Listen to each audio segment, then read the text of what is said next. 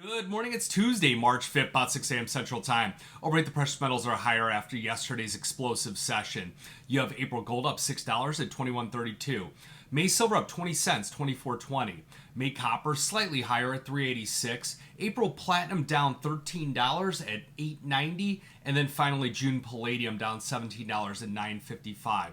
So really over the past 5 days, it was Thursday's close is really when we've seen this precious metals rally take off. Now, something coincidentally was, if you look at the close on Thursday, New York Bank Corp down 38% over about the last 5 days. If you rewind back into 2023, into the spring when you saw Signature Bank really collapse, we saw gold futures rally about $175 within about 8 trading days. Silver went up about $3-4 during that same time period. So there was a lot of concerns about regional banks and the failures could be the catalyst that pulls forward that first Fed interest rate cut.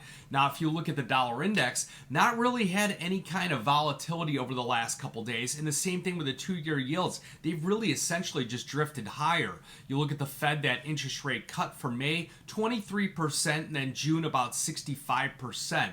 Looking at Bitcoin here, $69,595 for the March contract overnight. So that is a new all-time high on the futures contract. And really the question is it cannibalizing the demand for those precious metals? Well, we at Blue Line Futures believe that you should have a blended approach to both that includes both physical and digital assets. It makes the most sense given not only hedging against purchasing power diminishing returns, but also essentially could be a tailwind for easier monetary policy going forward once the Federal Reserve does cut rates. We will have Super Tuesday today, so you're going to have 16 states will hold Republican and Democratic preliminaries here for the election going forward. Now, some other things we're going to be watching here.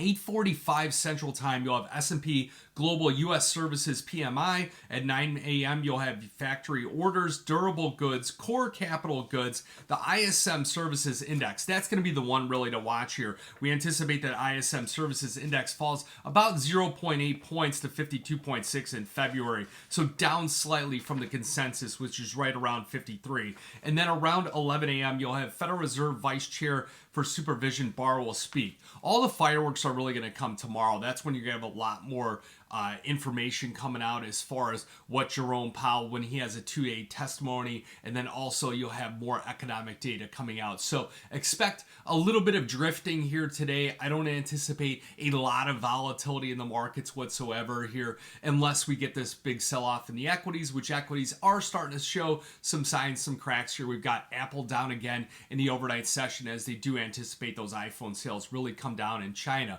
China did come and make some adjustments here to where they want their growth at, and they've really got their growth anchored quite well. They don't really see much need for a lot more stimulus in those markets. However, I am suspicious that I do think that if a crack does develop over there, that they will implement stimulus measures. Now, getting into the woodwork here on the gold market, looking at the charts here, and then also on silver, kind of that first major key support on gold, psychologically $2,100. I think that is definitely going to be something where if we drop below it, you'll see a bit of panic in the markets. Your critical level below that, way down at 2055, that's the 50-day moving average. And then the line in the sand for me is going to be 2024. We close below there. It's going to look really ugly here on the chart. So 2024 line in the sand, about $100 lower. As fast as we go up here, taking the stairs up, remember we take the elevator straight down on these markets. Silver, your critical level support,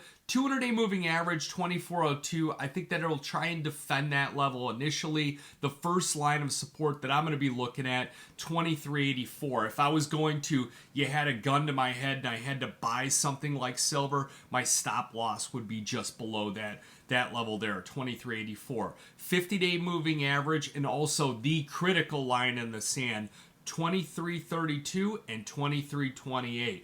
that's the level where we get below there, you got to go back to neutral on both the trends here. So keep an eye on these markets here. You got any questions, reach out to me. Do like platinum down at these lower levels here at 890. They should be trying to keep up with some of the other metals here, although the weakness in China will have a little bit of a weigh-in on that platinum market. You got any questions? Again, 312-858-7303. Remember, futures option trading does involve risk of loss. May not be suitable to all investors. Good luck, good trading.